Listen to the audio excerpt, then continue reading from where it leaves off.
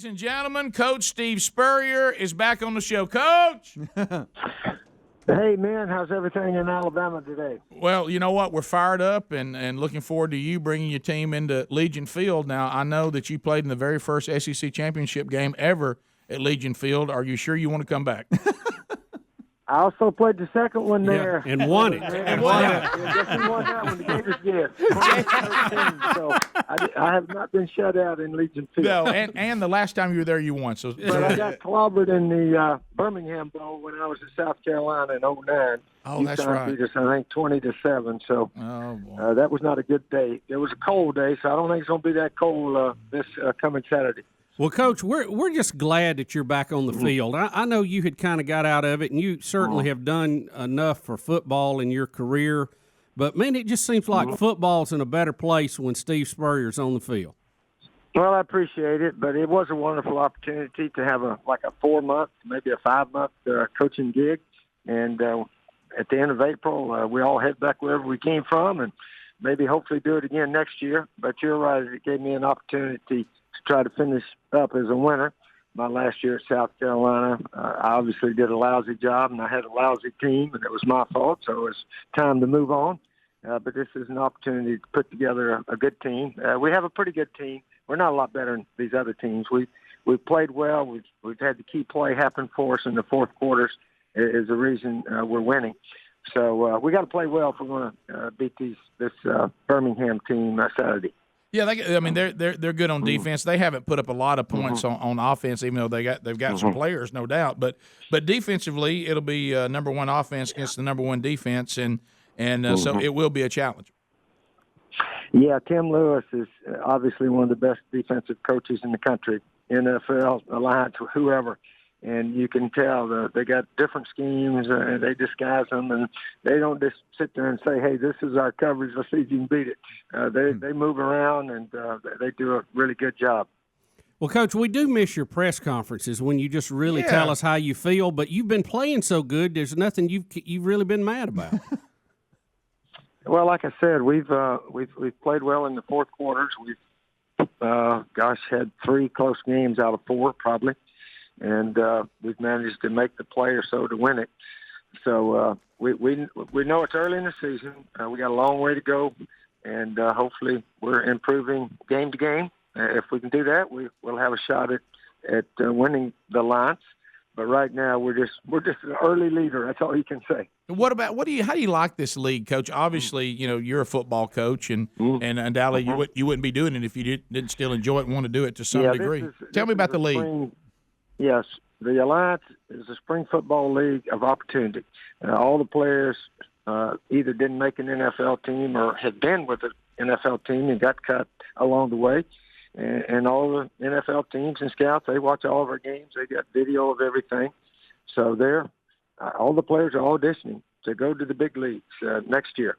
And that's what we want for them. We want them to get the big money in the NFL. So it is. It's an opportunity for them, an opportunity for all of us coaches. Most of us were out. We weren't coaching a team, and most all of us love coaching. I had a game against Denny Erickson last week. We're similar situation, been out a couple of years or so forth. And most all the coaches in the Alliance are guys that love coaching, and we were all available. So it was wonderful for all of us. Well, I know it's early, but Garrett Gilbert obviously playing well, and it's fun to get to develop a guy like you say that wants a shot. He's obviously on track. I know it's early, but you think he's got a chance to get an opportunity? Oh, certainly. I think he's got a chance. Garrett's an excellent passer. Really throws a nice ball, and now we're getting the timing with the receivers better, and this, that, and the other. And he's a good practice player. He works at it, and hopefully he will continue improving as we go, and hopefully he can stay healthy and so forth. Well, we're looking forward to hopefully the league making it many, many years, and Orlando and Birmingham becoming a great rivalry. We have not had a chance to see your team play a lot, Coach. Are you kind of the wide-open offense you had at Florida? What are you doing? We're pretty balanced. I think last week in the snow we threw 33 and ran 32, something like that. So we try to balance it up similarly as we've always done. I got some excellent running backs, Dearness Johnson and Davion Smith. And then, of course, Charles Johnson, our wide receiver, has been fantastic the last several games. So, we try to balance it out. That's one of the things I think people have always said about you, that you've always been balanced. I mean, I know you had a reputation of throwing it around, but if you look at your career, you've always tried to be balanced on offense. Well, certainly, if we fortunate enough to get ahead, we want to consume that clock. And we've had 3 drives at the end of the game to kill the clock and win the game. San Antonio, we came off our own 3-yard line, made 3 first downs, and then the next week we had another drive that ran out the last 5 minutes of the game. And then last week, I think we ran out about 7 or 8 minutes and had a 9-point lead, and they got it with 2 minutes, and we stopped them. So, running out that clock is very important if you like winning. So that's what our guys been able to do. Coach, with the different rule changes, has that changed the way you coach any, or how do you like the changes in the AAF?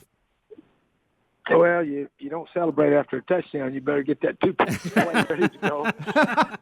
There's no coaches high-fiving each other. I'm looking at that 2-point sheet and trying to figure out one that may have a chance. But other than that, it's just football. There's no kickoff. And, of course, you go for 2 every time. But other than that, it's pretty much football. All the punt teams and so forth are out there. People ask me why there has not been more scoring. And I've said, well, it seems like the special team coaches are doing a super job, and we're not giving up any block punts or punt returns and all that. And it seems like the defenses are not scoring all that much all around the alliance. So that's the reason you get those 14-11 and games like that. Would you be for removing the kickoff in all of football? Do you think that's a good move? Yeah, I do. I just think half the time the guy kicks it out, you just put it on the 25 anyway, so it saves a little bit of time right there. And our games move fast. They start that clock. If it was an incomplete pass, it's about the only thing that ever stops it. Yeah. So if you run the ball you're able to run about 6 plays in a row, you've run off 3 minutes almost. It keeps moving. We talked to Tebow last week, and I realized that Garrett is playing great, so it certainly don't need anything right now. But if you placed a few calls over Tim's way, you wouldn't mind if he showed up, would you? We talked about that last summer, but I think Tim's doing the right thing. He's got a shot at making the big leagues in baseball. He's worked at it hard, I know, because he works at everything to the best of his ability. So he's going to give that baseball a good shot this year. AAA, I think he's starting out. And I don't blame him. I would go play baseball if I was in his shoes also. But let's just say down the road, a year or something, it doesn't work out. You wouldn't mind if he showed up at training camp, would you?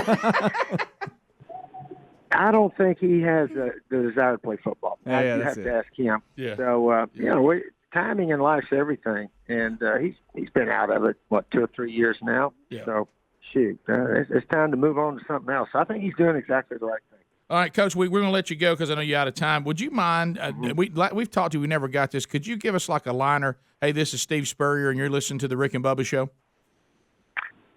Hey there, this is Steve Spurrier. You're listening to the Rick and Bubba Show. Thank you very much. All right, see you. Hey, Coach, Hey, man, we'll thanks, see you buddy. Saturday. Thank you, Coach. See you. We'll go get some barbecue or something. All right, the game will be coming up Sunday. It is Saturday. This Saturday, I'm sorry. Saturday, I'm so used to saying Sunday, we're professional football.